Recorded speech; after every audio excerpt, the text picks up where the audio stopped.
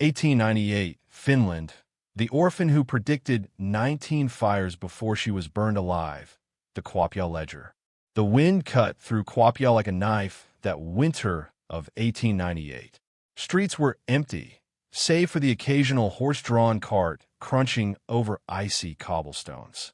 And in the shadows, a small figure stumbled alone, barefoot, wrapped in rags too thin to stop the cold. This child had no name, no family, and no one to shelter her from the cruelty of the world. Orphanages in Finland were not kind. They were warehouses for the unwanted. Here, children were counted, not loved. But this girl, fragile, quiet, and unnervingly alert, was different. People whispered that she watched more than she should. Her eyes followed the crackle of fires in the distance, the flicker of candlelight in windows, the tiny sparks of coal in the hearth. She seemed to notice everything. At first, the townspeople dismissed her as an odd child. Just a dreamer, they muttered. But there was something in her stare, something that made even the bravest adults pause.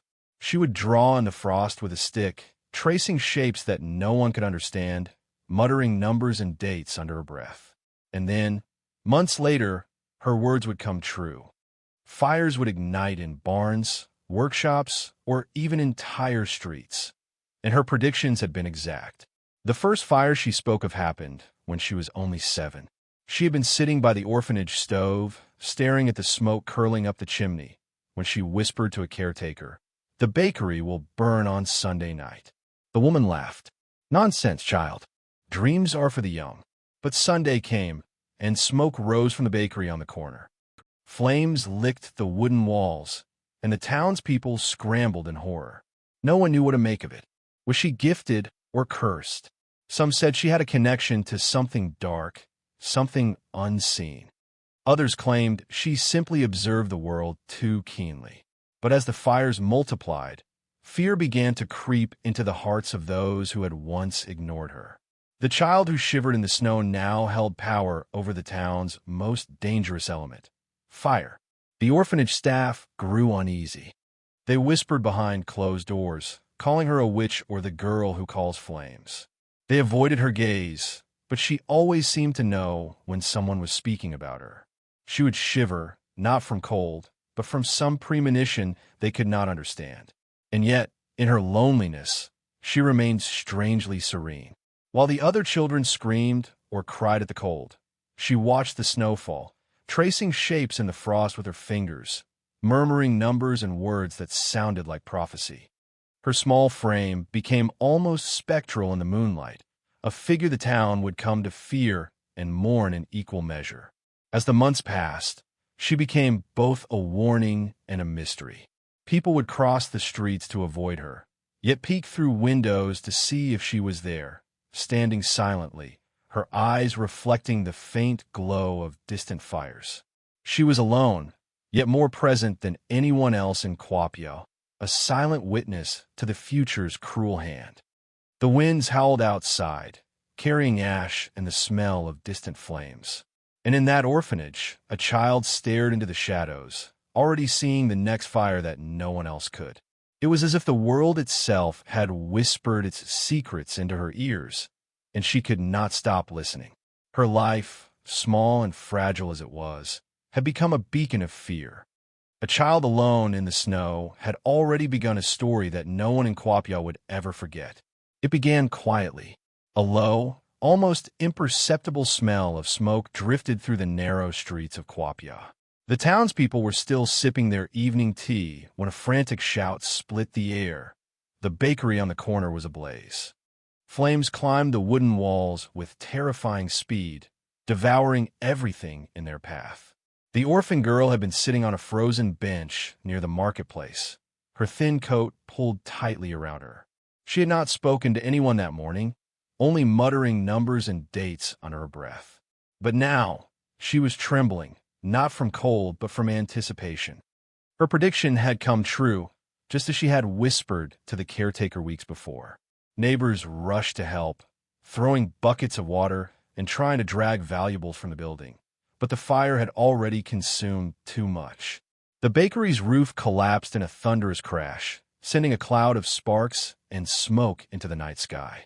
People scrambled in panic, their faces lit by the orange glow, hearts pounding with fear. Some whispered that it was a coincidence. Others said it was the work of fate.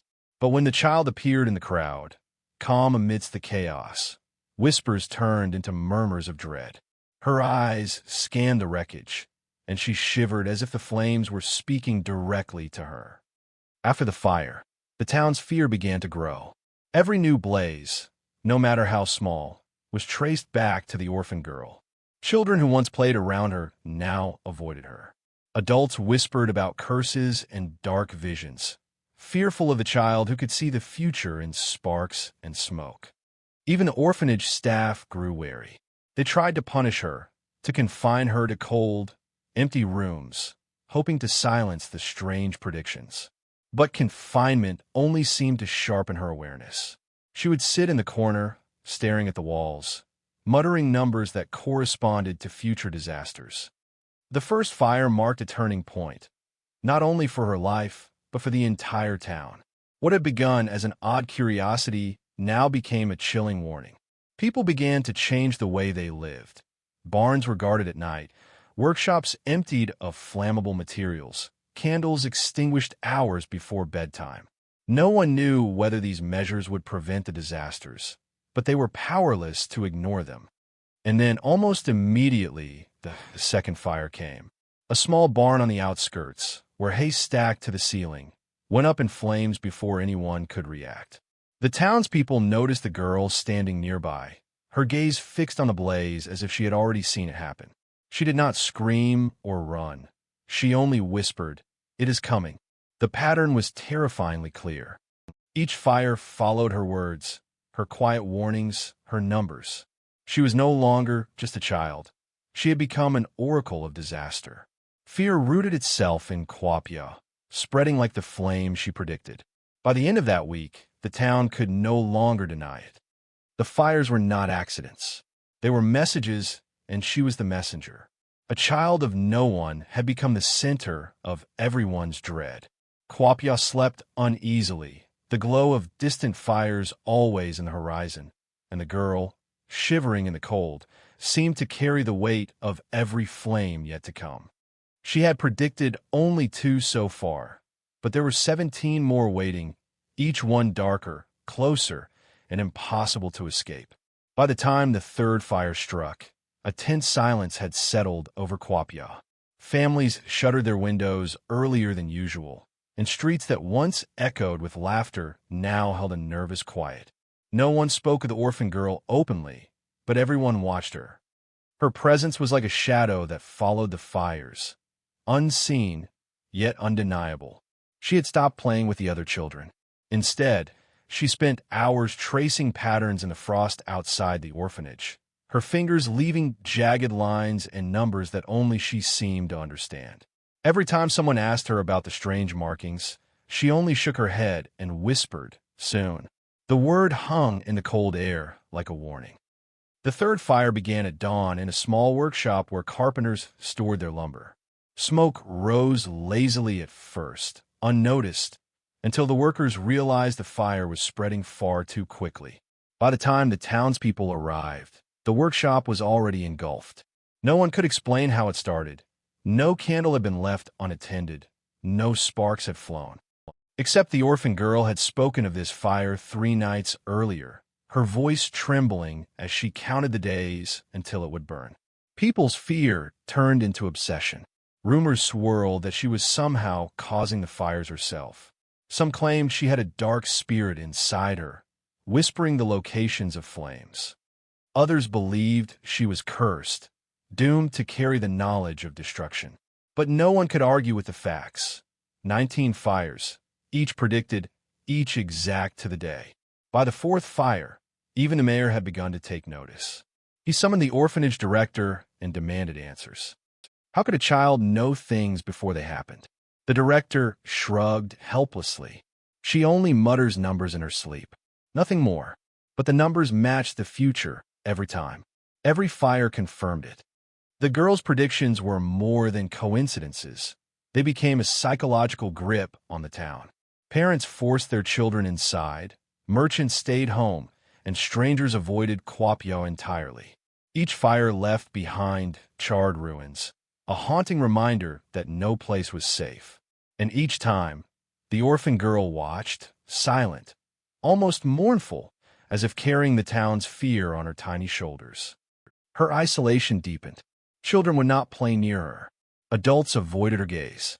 Even the caretaker who first heard her whisper about the bakery now kept her distance, glancing nervously whenever the girl drew in the frost. Yet she never stopped. She continued to predict, scribble, and whisper numbers that seemed meaningless, until the next fire proved otherwise. The fires became more frequent, more devastating. Barns, homes, workshops, even a small church, all touched by flames she had foreseen. The town began to feel as though a curse had fallen over it, and the girl, innocent and fragile, was at the center of it. She became a symbol of dread, a small figure whose presence was both terrifying and sorrowful. Kuopio's people began to argue over what to do with her. Some said she should be sent away, locked in a cellar, or exiled from the town.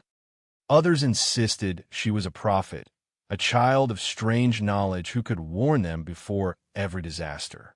But the more they tried to control her, the more impossible it became. She simply existed, and with her existence came truth. The fires would continue, and no one could stop them. Her predictions were now unstoppable. Every flicker of smoke, every scent of burning wood, every distant alarm confirmed her terrible gift. The town lived in suspense, waiting for her next whisper, dreading the next blaze. The orphan girl had become Kuopio's grim heartbeat, the pulse of an unstoppable, fiery prophecy that no one could escape. There was something unnerving about her gaze. It was not just that she predicted fires. It was the way her eyes seemed to pierce through the ordinary, as if she could see the hidden threads of fate weaving through Kuopio. Adults who met her stare often shivered and looked away. Children clung to their mothers, whispering that the orphan girl's eyes were too old, too knowing for her age. She did not sleep like the other children. At night, she would sit by the window of her cold, dim orphanage room, staring into the shadows of the street below. The snow fell silently, but her eyes seemed to trace invisible movements, sensing sparks that no one else noticed. Sometimes she would shiver and whisper numbers. Other times, she would place a trembling hand over her mouth, as if trying to stop a scream only she could hear. Her uncanny perception grew with every fire. She could tell which barn would ignite next, which stove would flare up, and which careless candle would bring ruin. But it was not just fire she saw. She noticed the smallest cracks in walls, the tiniest flickers of flame, the sighs of anxious people before they even realized their fear. It was as if her mind stretched ahead of reality itself. The townspeople began to regard her with a mix of fear and superstition. Some avoided her entirely, crossing streets to dodge her shadow. Others whispered in hushed tones that she was cursed, or that she carried the souls of the burned inside her, trapped in her gaze. Her eyes became a symbol of the town's dread, a reminder that the next fire could happen anywhere, and she would see it before anyone else. Even the orphanage staff were unsettled. They tried to ignore her stare, to dismiss it as childish imagination, but her eyes never lied. They reflected the fires to come with haunting clarity, a chilling premonition of the pain and chaos waiting beyond their doors. One caretaker, in a rare moment of honesty, confessed that the girl's gaze made her heart race, as if the flames themselves were pressing close. By the time the seventh fire struck, the townspeople began to fear her presence as much as the fires themselves. If she appeared near a barn or workshop, people would flee, leaving the child alone in the snow or shadows, muttering numbers only she understood. Her eyes, wide and unblinking, seemed to see into a world beyond theirs, a world where every ember marked a warning they could not comprehend. But there was a tragedy hidden behind those eyes. The burden she carried was immense. No one considered the terror of knowing the future in such a brutal, unchangeable way. Each fire, Each scream, each shattered building etched itself into her soul. She grew smaller, frilier, weighed down by the knowledge of destruction. Yet she cannot turn away. She cannot stop seeing.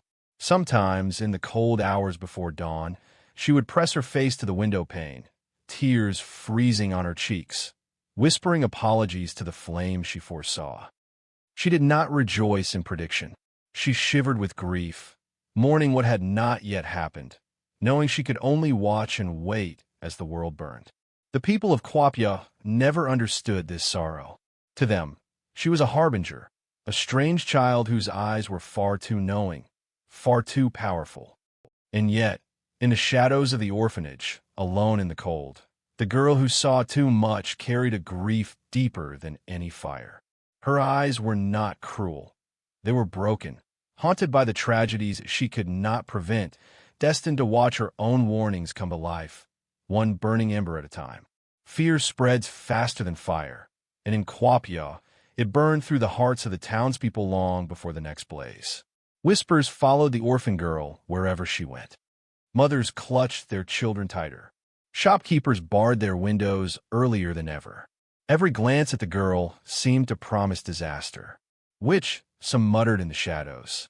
She brings the flames, others said. Even without evidence, suspicion grew like ivy, creeping into every conversation, every corner of the town. The girl's predictions had created a hysteria more dangerous than the fires themselves. Strangers passing through Kuopio would glimpse her from the street and instinctively step away, unnerved by the pale, frail figure wrapped in ragged clothing. The townspeople's superstition painted her as something unnatural, something more than human. Yet she was only a child, small and shivering, with a fragile frame and haunted eyes that knew too much. The orphanage staff were no less fearful. They whispered in dim hallways, debating whether to lock her away or send her far from town. They feared her presence as much as they feared the flames, worried that she carried a curse no one could escape. Still, attempts to punish or confine her were met with silence. She never argued, never protested. She only drew in the frost, muttering numbers that would come true. Rumors spread about secret meetings, hidden fires, and strange rituals. Some townspeople claimed they saw her standing outside barns at night, whispering to the shadows. Others swore she could sense sparks before they ignited, moving through the streets like a living omen. Fear twisted reality until it was impossible to separate fact from fiction. The superstitions grew darker with each passing fire. A single ember near her was enough to make neighbors flee. Farmers refused to leave their barns unattended, convinced the child's presence could summon flames. The town's council debated drastic measures, banishing her, confining her, even burning her as punishment. Yet no one could bring themselves to harm a fragile child.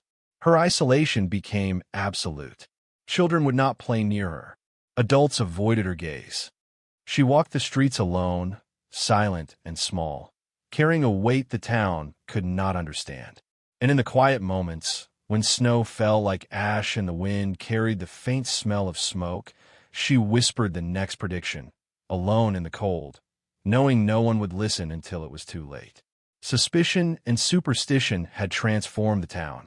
Fear was no longer a feeling, it was a law.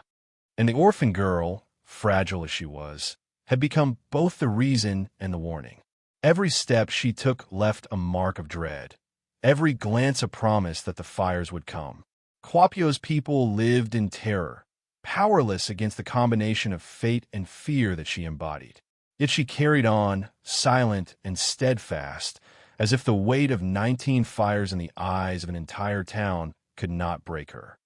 And somewhere deep inside, she felt it, the inevitability of the next blaze, the cruel logic of a world that punished foresight, and the loneliness that would follow her all the way to the night of no escape. The orphanage had always been cold, but now it seemed almost alive with hostility. The staff whispered behind locked doors, and even the other children avoided her. She moved through the halls like a shadow, eyes downcast, muttering numbers that no one dared interpret. Every step she took seemed to carry the weight of the fire she had foretold. The matron, a stern woman with icy hands, loathed her. She called her trouble and the witch child, dragging her from corners and scolding her for staring at walls or drawing in the frost. The other children mimicked the matron's fear, refusing to speak, touch, or play with the girl who had become a living omen. Loneliness wrapped around her like a second skin. At mealtimes, she sat alone, picking at scraps of bread while others gossiped about the fires. She could hear the whispers even when she stared at the floor, counting numbers in her head, predicting the next disaster. Sometimes she shivered, imagining the flames that would tear through the town, knowing she could do nothing to stop them. The orphanage itself seemed to punish her. The heat was always low, the walls cracked, and the cold drafts found her no matter where she went. She learned to huddle in corners, to make herself invisible, but nothing could hide the aura that the town had assigned her.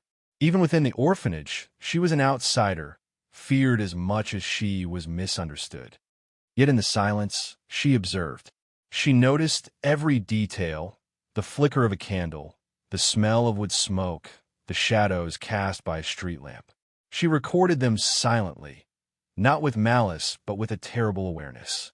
Each observation became a warning in her mind, another thread in the web of inevitable disasters she could see unfolding. One night, after a particularly harsh scolding, she retreated to the attic.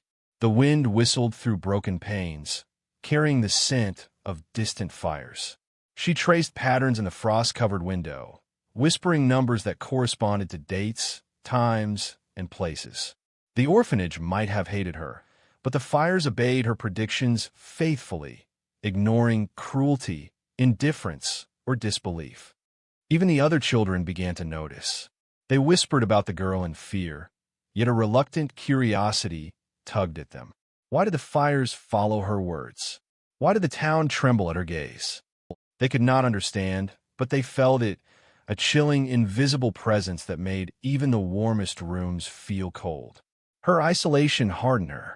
The orphanage's cruelty could not touch the part of her mind that saw the future. She became both fragile and unbreakable, a paradox in rags and frost.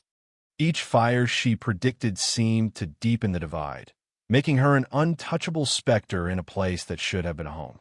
In the orphanage's cold halls, she waited alone and unseen, her mind always moving forward to the next blaze. Every whisper of flame, every scent of smoke, every distant glow became a silent reminder that the world outside would never forgive her foresight. And though the matron tried to break her spirit, the girl's mind remained a fortress, a secret domain where she alone could see the fires to come. Every fire left its signature, smoke curling in unnatural patterns, ash that clung to walls in strange shapes, charred timber that seemed to point like fingers. To the townspeople, these were simply the aftermath of disaster. To the orphan girl, they were messages, confirmations of her visions. She would wander the streets after a blaze, her thin coat pulled tight, eyes scanning every ruined corner. Each ember, each wisp of smoke spoke to her. She traced the lines of destruction with trembling fingers, whispering numbers no one understood. The patterns were consistent, silent codes only she could read. They warned her of what was coming next. The eighth fire struck a granary on the edge of town. By the time anyone saw the smoke, it was too late. She had already predicted it days before, counting down the hours in the frost outside the orphanage. People began to realize that she did not just foresee the flames. She understood them, almost as if she could read their intent in the twisting smoke. Fires became a language. The curl of smoke, the direction of the wind, the color of the flame, all communicated to her. She could sense when a spark would leap to a roof, when embers would catch in haystacks. The townspeople called it a curse. She called it truth. Every mark, every residue, confirmed her visions and drove home the grim certainty of what would follow. The townspeople grew frantic. Farmers left barns empty at night. Shopkeepers lit lanterns only under tight supervision. But nothing could stop her predictions from coming true. Each fire seemed determined to follow the pattern she had seen, as if fate itself obeyed her observations. And yet, there was sorrow in her knowledge.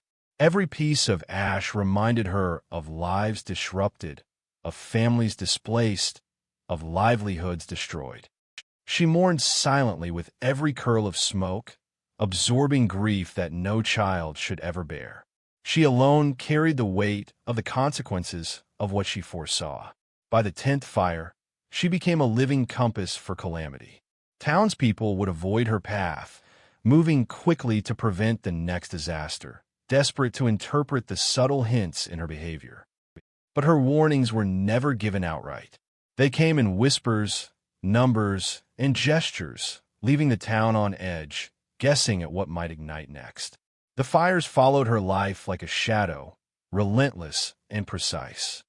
And she followed them back, tracing their aftermath with haunting intensity, understanding the world in a way no one else could.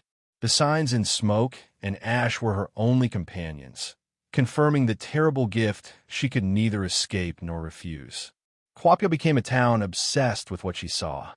Each new blaze was a reminder of her uncanny vision and the chilling certainty of the world she alone understood. The air itself seemed heavier, charged with expectation. And in the heart of that tension, a small orphan girl continued to watch, shiver, and whisper, knowing that the most devastating fire was yet to come. By the 12th fire, Kuopio was no longer a town. It was a trap of anxiety and suspicion. Doors were bolted early, windows shuttered tight, and families huddled together, listening for the faintest crackle of smoke. Every distant glow of orange in the night sky sent a shiver through the streets. The orphan girl had become the center of their dread, and her presence alone was enough to send the town into a panic. Merchants abandoned their shops at dusk. Children were kept inside, forbidden to play near the cold, empty streets. Even the strongest men hesitated to walk near the orphanage, fearful that proximity to her meant proximity to the next disaster. Rumors spread faster than any fire could. Some claimed she whispered to the flames. Others said she had the power to summon them. Yet she remained a child, fragile, shivering, with haunted eyes and thin hands. She did not move through the town to terrorize it. She simply existed, and her existence was enough to stir terror. Her predictions had taught the townspeople that no amount of vigilance could save them from fate. The fires would come, and she would see them first. The fear began to reshape life itself. Farmers refused to store hay in barns at night. Candlelight was nearly forbidden. The church bells, once a call to community, now tolled in a nervous rhythm, warning of potential disaster. Kuopio was immobilized, held hostage by an invisible force, the child who knew too much. The orphanage staff watched with unease as townspeople increasingly avoided them. They knew her predictions had paralyzed the entire community, but they also feared what might happen if someone decided to act against the girl. Her mere presence had become a weapon of prophecy, and no one could wield it but her. Even the fires themselves seemed to mock the town's efforts. Each time someone thought they had prevented a blaze, a new fire appeared, exactly where she had foretold. Smoke curled above chimneys, barns were reduced to ash, and the townspeople's confidence crumbled. Each fire confirmed her power, deepening the collective dread that hung over every street and alley. Despite it all, she remained quiet, almost invisible in the orphanage. She did not gloat. She did not fear. She only watched, whispering numbers into the cold night, counting the days until the next disaster. And with each prediction, the town's anxiety grew, becoming a living, breathing force as tangible as the snow or the wind that carried the scent of distant flames. Kuopio was trapped between the world it knew and the world she saw. Every step, every glance, every whispered number reminded them that nothing could be done to stop the fires. And the girl, alone and unprotected, carried this knowledge like a burden too heavy for any child to bear. The town's fear was complete, paralyzing every choice, every movement. People no longer lived. They waited, eyes darting toward the next smoke, heartbeats synced with her predictions. And in that stillness, the girl prepared silently for the night that would change everything, the night when fear and fire would converge in a way no one could survive. It was a bitter December evening when fate finally caught up with her. The wind howled across Kuopio, carrying the sharp scent of snow and distant smoke. The townspeople were restless, doors bolted, lamps extinguished, children trembling in beds. They had learned to fear every shadow, every flicker of flame, every breath of wind that might signal another disaster. The orphan girl had been pacing the orphanage hallways, her thin coat wrapped tightly around her frail frame. Her eyes were wide, reflecting the cold moonlight, as if she could already see what was about to happen. She whispered numbers softly, a trembling rhythm that matched the distant howl of the wind. This was the night she had always feared, the fire she could neither prevent nor escape. By midnight, smoke began to curl along the rooftops of the orphanage itself. The flames came swiftly, licking the wooden beams with terrifying speed. Panic erupted, and the caretakers scrambled to save the other children. But the girl seemed almost calm, as if she had already accepted her fate. Every fire she had predicted had been a warning. This one was personal. She ran through the hallways, her small hands clutching the rags around her shoulders. The heat was unbearable, the air thick with smoke.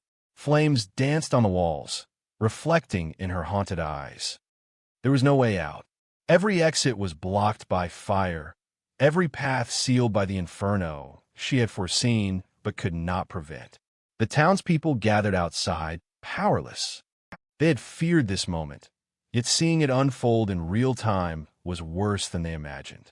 They could only watch as the orphan girl, the child who had predicted 19 fires, was trapped inside, a prisoner of the very flame she had long warned them about. Inside, she whispered the last numbers under her breath. Her eyes reflected sorrow, acceptance, and a haunting knowledge of what was to come. The orphanage, cold and cruel for so many years, became her tomb. The fire consumed everything, leaving nothing behind but ash and smoke, and the echo of her predictions lingering in the winter air. The town would never forget that night. They spoke of it in hushed tones for decades, a story of fear, prophecy, and tragedy. The girl's fate became a warning. No gift, no matter how powerful, could protect her from the cruelty of the world or the inevitability of fate.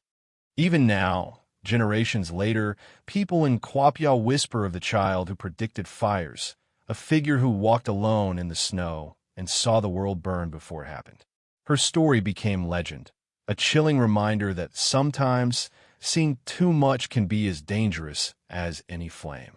And in the cold wind that sweeps through Kuopio, some claim they still see a small figure, shivering and silent, eyes wide with knowledge no one else can bear. A haunting echo of the orphan who knew too much. The orphan girl was gone, but Kuopio was left scarred. Streets once lined with wooden homes bore the memory of charred timbers. Families who had survived the flames carried the terror in their eyes, haunted by the knowledge that a single child had predicted disasters they could neither prevent nor understand. Her story became a shadow over the town. Parents told it to children as a warning. Fear the fires you cannot see coming. Teachers whispered it in classrooms. Knowledge can be a curse. Even decades later, the orphanage where she had lived was avoided, abandoned to the wind and snow, a monument to loneliness, prophecy, and cruelty. Yet her life also left a strange mark of awe. Some townspeople began to believe she had been a messenger, a child who carried a truth too heavy for ordinary eyes. Scholars and storytellers recorded the fires, each prediction, and the child's final fate, piecing together a history that was equal parts tragedy and warning. The ashes of the orphanage became a symbol, a reminder of both fear and foresight. People spoke of her as someone extraordinary, not evil, not cursed, but burdened beyond measure. Every flame she had foretold was a testament to the world she had seen, a world that others could not. Kuopio never returned to innocence. Every winter, when the snow falls silent over the rooftops, the town remembers. They whisper of the little girl who walked alone in the snow, who saw 19 fires and could not save herself from the 20th. Her name was lost to time, replaced by a haunting legend. The orphan who predicted flames and was consumed by one. And in the hush of night, when the wind whistles through empty streets, some say her eyes can still be felt. Watching, knowing, reminding Kuopio that foresight is a burden no one can carry alone. She became more than memory. She became a warning, a shadow, a legacy in ashes. Kuopio would never forget her, nor would the world.